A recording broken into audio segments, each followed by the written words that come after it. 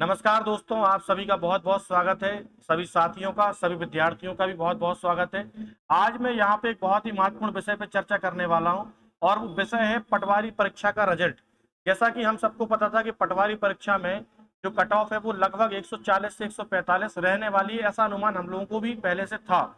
लेकिन हम लोगों ने जब रिजल्ट देखा तो हमने देखा कि कट ऑफ उससे भी ज्यादा पहुंच गई है। इसके बावजूद भी हम लोगों ने उस पूरे रिजल्ट को एक्सेप्ट किया, बिना किसी विरोध के एक्सेप्ट किया, जबकि हमको जानकारी थी कि इससे ऊपर रिजल्ट नहीं जाएगा। लेकिन फिर भी गया, कोई बात नहीं। तो हमने सोचा कि चलो हम में ही कुछ कमियां रह गई होगी और उसको हम सुधार करेंगे और आगे बेहतर से बेहतर प्रयास करेंगे। लेकिन जब रिजल्ट में टॉप 10 की सूची आती है तब हड़कंप मच जाता है कि आखिर ये बात क्या है। तो बात यह है कि जब टॉप 10 की सूची हमने देखी तो उसमें हमने ये देखा कि 10 में से 7 टॉपर जो हैं वो ग्वालियर संभाग से हैं। ठीक है, तो अब ग्वालियर संभाग से और उसमें से भी 4 से 5 लोग ऐसे हैं जो एक फिक्स कॉलेज एनआरआई कॉलेज से हैं। तो आपको मैं बता दूं कि अगर मध्य प्रदेश की बात की जाए तो मध्य प्रदेश में सबसे बड़ा एजुकेशन हब इंदौर माना जाता है। पहले मैं इंदौर में पढ़ाता था, लॉकडाउन के बाद मैंने यहाँ पे अपने होम टाउन में पढ़ाना शुरू किया। लेकिन मैं आज भी मानता हूं कि इंदौर से बड़ा हब मध्य प्रदेश में कुछ भी नहीं हो सकता। तो सोचने और समझने वाली बात यह भी है कि टॉप 10 की सूची में क्या एक भी बच्चा इंदौर का नहीं है? क्या इंदौर के टीचर वो नहीं पढ़ाते हैं जो व्यापम में मध्य प्रदेश पटवारी में पूछा गया था, या फिर बच्चे वहां क्या नहीं पढ़ते हैं? तो ऐसा नहीं है। और नॉर्मलाइजेशन का एक फॉर्मूला देखा जाए तो नॉर्मलाइजेशन का फॉर्मूले का भी कोई पता ही नहीं चलता कि किसके नंबर बढ़ रहे हैं किसके घट रहे हैं, कुछ भी हो रहा है। अब कुछ भी कैसे हो रहा है ये भी मैं आपको बता रहा हूँ। बहुत सारे बच्चे ऐसे हैं जिनके नंबर 140 प्लस थे। कितने नंबर थे? 140 प्लस। किसी के नंबर 141 रहे होंगे, किसी के नंबर 144 रहे होंगे, किसी के 147 रहे होंगे। तो ये बच्चे जो थे इन सबका सिलेक्शन लगभग तय था, क्योंकि सबको पता था कि 140 नंबर लाना बड़ा मुश्किल काम हो रहा है। लेकिन इसके बावजूद जैसे ही नॉर्मलाइजेशन हुआ तो इन बच्चों के नंबर क्या हुए? सबके किसी के 5 नंबर माइनस कर दिए, किसी के 4 कर दिए। तो ये नंबर जैसे ये माइनस हुए तो ये सब बच्चे क्या हो गए? सिलेक्शन की रेस से बाहर हो गए। और ये बच्चे सिलेक्शन की रेस से बाहर हुए और वो बच्चे सेलेक्ट हुए हैं जिनका कोई दूर दूर तक ठिकाना ही नहीं है। किसी के नंबर 183 आ रहे हैं, किसी के नंबर 177 आ रहे हैं। इतने हाई एग्जाम में, जिसमें मैं आपको बता दूं कि 140 150 नंबर लाना बहुत मुश्किल था, उसमें 183 नंबर आ रहे हैं। ठीक है, और टॉप 10 में 7 लोग ऐसे हैं जो सिर्फ ग्वालियर संभाग से हैं और उनका भी सेंटर सबका एक है, वो है एनआरआई कॉलेज। तो सीधा सा है कि जो दिखता है वही समझ में आता है। हम इस बात की कोई गारंटी नहीं लेते कि फर्जीवाड़ा कन्फर्म हुआ है, लेकिन शंका पूरी पूरी जताते हैं कि फर्जीवाड़ा होने की पूरी पूरी आशंका है। तो हमारी सरकार से, गवर्नमेंट से एक ही मांग है कि इस मामले की निष्पक्ष एकदम जांच होनी चाहिए। और एक बात और मैं बता देता हूं कि इसकी जांच डिपेंड करती है सभी लोगों पर।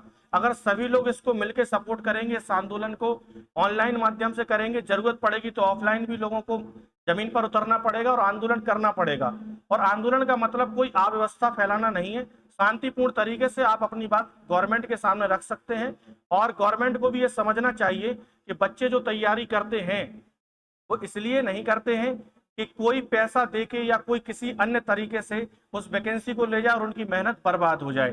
जैसा कि मैं देख रहा हूं कि इस साल चुनावी वर्ष से शिवराज सिंह चौहान जी काफी योजनाएं मध्य प्रदेश के निवासियों को दे रहे हैं। जैसे अभी उन्होंने लक्ष्मी लाडली बहना योजना दी, लक्ष्मी योजना तो पहले दी थी। तो ऐसी सब योजनाएं वो लोगों को दे रहे हैं, तो बहुत अच्छा काम कर रहे हैं, इसमें कोई शक नहीं है। लेकिन उन्हीं लाडली बहनों के ही तो बच्चे हैं जिनके साथ ये अन्याय हो रहा है।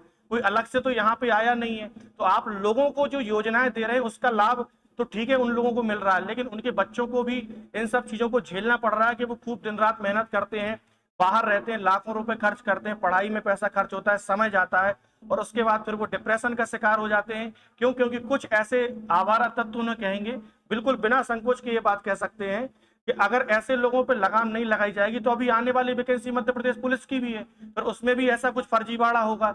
तो इससे क्या है कि हमारे जो सिलेक्शन बोर्ड है उसकी छवि तो खराब होती ही है, साथ में हमारे राज्य की भी छवि खराब होती है। और सबसे बड़ी बात यह है कि बच्चों का भविष्य बहुत बिगड़ जाता है और इसके बाद बच्चे बहुत डिप्रेशन में चले जाते हैं। तो किस आधार पे वो तैयारी करें? तो इसीलिए इसकी निष्पक्ष जांच हो और इसमें जो भी आरोपी पाए जाते हैं उनके खिलाफ सख्त से सख्त कार्रवाई होनी चाहिए।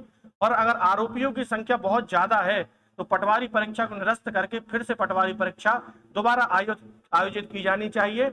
और मैं सभी टीचरों के साथ हूं जो भी इस आंदोलन से जुड़े हुए हैं, चाहे गोपाल सर हों या फिर और भी अदर टीचर जो भी सर हों, मैं सबके सपोर्ट में हूं और सभी बच्चों के लिए मेरा ये वीडियो बनाना जरूरी था, इसीलिए मैं बना भी रहा हूं।